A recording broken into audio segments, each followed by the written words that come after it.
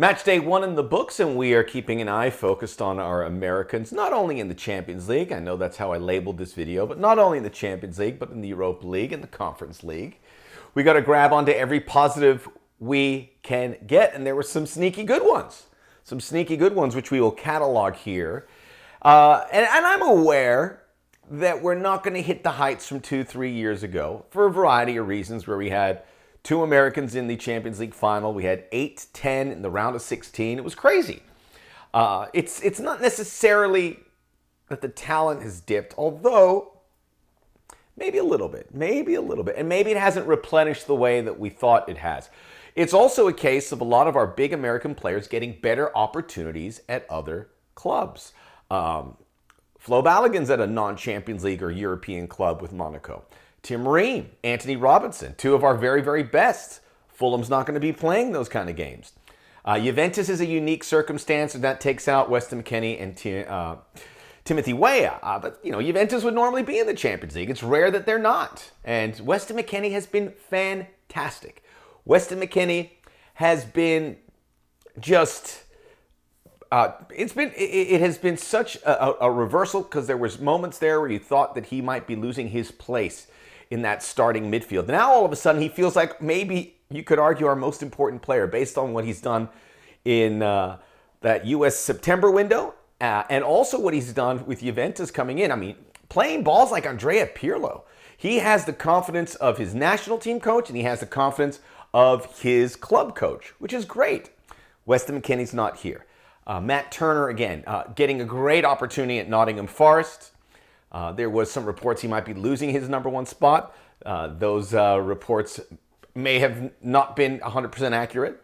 So there's a lot of good stuff outside of those big Champions League spots that we can be very excited about. And it's good. Overall, it's good. But in the Champions League, it didn't have a great match day 1. I don't really see it getting better. I could see it potentially getting worse. Today on the Soccer OG, we'll break down what we saw and we will project ahead. It'll get better in further years, but we're looking at it here in 2023 and 2024. Check out the Soccer OG podcast, where all podcasts are available. Zach Lowy joined me of Breaking the Lines. We had a proper chinwag about European football. We talked about Champions League. We talked about Bayer Leverkusen. We talked about Nigerian strikers in Europe. We talked about Portuguese football. It was a great conversation. Check it out, the Soccer OG podcast, where you find all your podcasts. Like and subscribe us here. Sorry about that loud clap.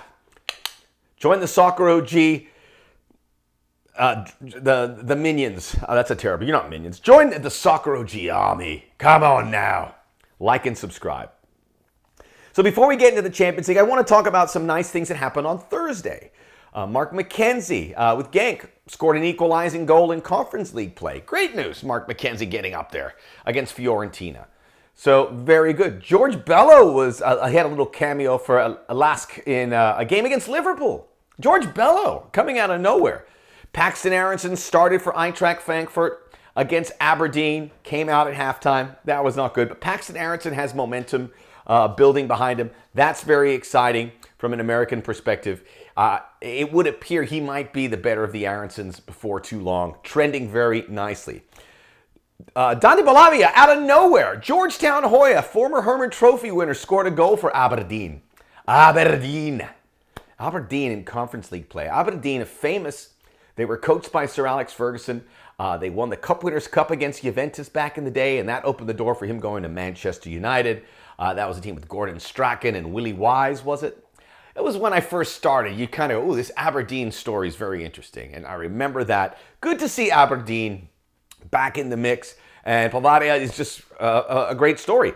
Christian Kappas, don't think he played for Molde. Molde almost made the Champions League. He's in the mix. Eric Palmer-Brown on the bench at Panathinaikos.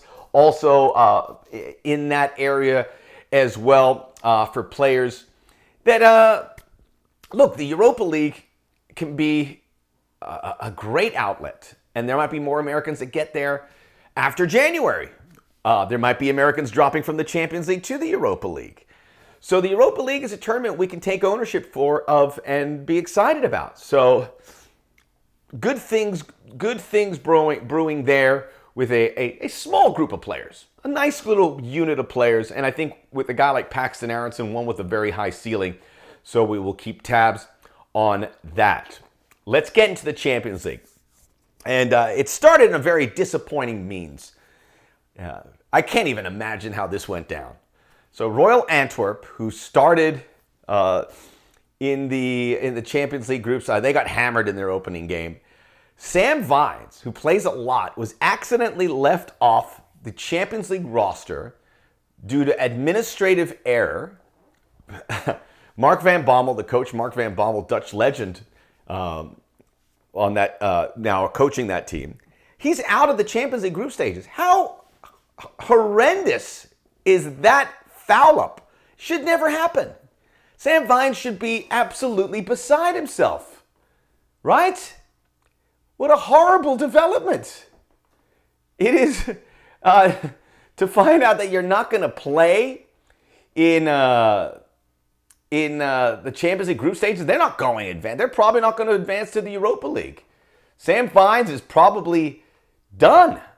That can't happen. That cannot happen. So we're already off to a bad start before we've kicked the ball in the Champions League. We got good news with Royal Antwerp qualifying. They qualified. They made it to the group stages. PSV Eindhoven did the same thing. So it's good that we got more Americans at PSV or PSV or whatever you want to call it. It's huge because you have 3 Americans on that team. That one's a little bit tricky as well. That's a little bit alarming about what is happening there. Again, we hope for the best, but we got to brace ourselves for something that may not work out that well. PSV got smashed by Arsenal. 1 American played in it. It was 1 player, American started in it, Serginho Dest. Looked great in the playoffs. We loved him. But he was playing Arsenal where he had to defend a little bit, and he was exposed multiple times. He gets up. Arsenal gets in behind him. Nothing he can do. When you're playing a team like Arsenal, a guy like Serginho Dest is a huge liability. And I wonder if PSV will continue, Peter Bosz will continue to play him if he plays the heavyweights. PSV will have a better shot. They have Lens and Sevilla in there. But this isn't going as well as we would like. Dest was the bright spot. Malik Tillman came in late. Ricardo Pepi came in even later. Ricardo Pepi got his first league goal for PSV Eindhoven, but it came in such odd circumstances where he's fighting with the ball with Chucky Lozano. It's a goal, and I like the fact that he stood his ground, but it's not like this warms you on the inside kind of goal for Ricardo Pepi. I wish he wouldn't have to go through that. But I think Malik Tillman will find a way to get in there. It is key that PSV finish no worse than 3rd. I think they should finish ahead of Lens, although Lens looked pretty good in their game against Sevilla. And Sevilla probably the team that finishes 2nd. PSV could finish 2nd. The key is they advance so they get more games, which allows all 3 American players to play more. I think they'll finish somewhere. If they finish 4th, it would be a catastrophe. And I don't think all 3 of those players ends up at PSV. So that is key. Hopefully they do better. Off to a very poor start with getting blown out by Arsenal. Ricardo Pepi, a little step forward with that goal, but another step back. He came in so late in a game that they were getting throttled. Why not get more minutes? It doesn't look good. I don't think Peter Bosz has faith in Ricardo Pepi. I said this 2-3 weeks ago. I stand by that. Ricardo Pepi, a lot have been discussed about, can he compete with Folarin Balogun for that number 9 shirt? I don't think so. Does great on the national team, but it's just not worked out on the club level. Yes, it was good at Groningen, but that's a club where you should do well. Augsburg still leaving a shadow in his career. Now PSV, it's feeling more Augsburgy than it's feeling Groningen-y.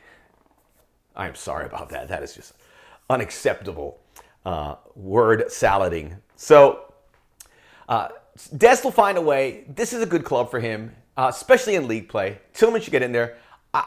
I need to see more to feel confident that there's a future for Ricardo Pepi at PSV. I don't see it now. I don't see it now when you're losing by 4 goals and you have 1 forward in De Jong that you have been mounting so many minutes on, and then you don't bring in Pepi, and sometimes you bring in a different player or a midfielder to replace De Jong. Not good signs at all. It could change, but we're starting to move into this second month of of football, and it's not getting better. So we move along there. Gio Reyna was back. Will he play? We're going to talk about this Group F, which has got PSG, Milan, Dortmund, and who am I forgetting? It's Dortmund, PSG. I will find out here in a second, but I'm not feeling. I mean, this is a group that has a lot of potential for American players. We talked about it coming in when the draw happened, and it is. It should be. It could end very well. Group F. I'm forgetting about Newcastle, of course. Thank you very much. So this was the not the group of death, but the group of the unknown, where all four teams people thought could win the group or could finish last. A lot of people were telling me PSG was going to finish last. I laughed that out of the door because they beat Dortmund. I think PSG is going to win that group. Gio Reyna on the bench did not get out there for Dortmund, and I don't want to poo-poo this because it's progress, because injuries have been an issue for Gio Reyna, and you hope that he can kind of get a few minutes in league play. I would imagine he would play in the weekend when they get back to league play. But Bino Gittins came in ahead of him, which is fine. I don't want to go too much, but I gotta see something from Gio Reyna. Because it's been 2 years where he's sporadic play, and he's got to stay healthy. And the health is the biggest question. Can he stay healthy? I don't know. And Dortmund have got to be concerned about that. So good that he is back on the bench. Hopefully he can see some Champions League play. I think he will. The big story now is AC Milan. And this obviously had two Americans. Neither started. Yunus Musa and Christian Pulisic. We heard the news coming in about Christian Pulisic that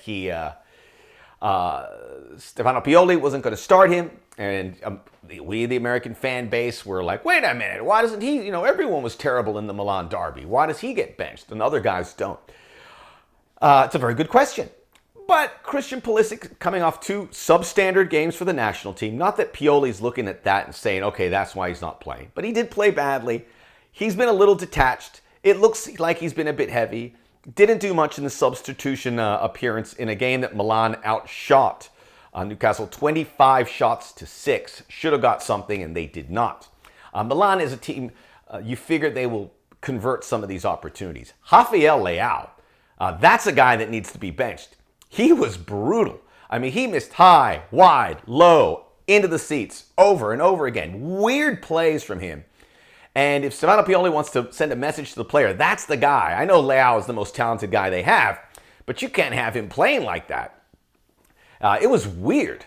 So, I mean, I understand why we say, how come Rafael Leao is not being punished for a poor stretch of form and Christian Pulisic is? Well, they have Chukwueze, who kind of parallels Christian Pulisic, and they spent a lot of money on him. And I think what we have to be aware of from the very beginning is that this was the way it was going to be. Pulisic was going to platoon a little bit. He has to really win that spot. Perhaps we thought he did with the goals he scored early on, but he's still too hot and cold for me. I really worry it's not going to end well at Milan for him. I worry that he's going to get out of that inner circle. Because everything's going well, and yet it's not. I mean, he's healthy, and these situations come up. I got to be honest. I mean, what I've seen from him in the last 3 games, it's like, I know he's a great player, but he's not as great as we make him out to be. And he's playing on a team that has great, great talent. And that's where he's getting challenged. And that's where we want Pulisic to get challenged. But I just don't think he's that cut above. Perhaps he has to find a different club to excel at. I mean, I'm not saying to abort mission right now on what's happening here at Milan. Not at all. It is this is a club where he can work much like PSV. You want him to get games, and the manager likes him, and they did spend a lot of money on him. But I look at what's going to happen in the Champions League, and I know we should be excited. Let's be excited. But it wasn't a good match day one, and I don't think it's going to get better moving forward. So it is what it is. What does this mean about the big picture for U.S. players? I wouldn't look too much into it. As I pointed out earlier, there's a lot of bright spots on it. I worry about Pulisic. I worry about Pepe. Those are the ones that I am concerned about. And I think there's plenty of material there, data, to suggest why we should be worried. Yunus Musa, in a small amount of time, had some good plays. I think he'll find his... He has a much better chance to break into that midfield than Pulisic with some of the players that they have up there. But still, again, it's a small sample size. I don't want to alarm anyone. I just got a little worried because it feels a little bit kind of like what was happening with Chelsea. We shall see. So there we go. Match day 1. Match day 2 will come on in the first week of October. Hopefully Christian Pulisic is starting it. Hopefully he plays over the weekend. I think he will. And we'll see what happens with PSV. And hopefully Gio Reyna gets up. And hopefully by October, it's a different tenor for me. I want to speak. By the way, with Christian Pulisic, there has not been one person that has sang his praises more than I have. I go back 2 years. I got ridiculed at ESPN because I kept sending tweets about Christian Pulisic, why he wasn't playing at Chelsea. I was the first one that said he should have left Chelsea. I was the first one. So I've been in his corner and I've said it time and time again. I worry a bit, but sometimes when I start screaming and complaining so much, I have to ask myself, maybe he's not that guy that I put on such a very high pedestal. A very good player, but not superstar. Hopefully we get some of those players. The Soccer OG, rate, review, download, subscribe on our podcasts.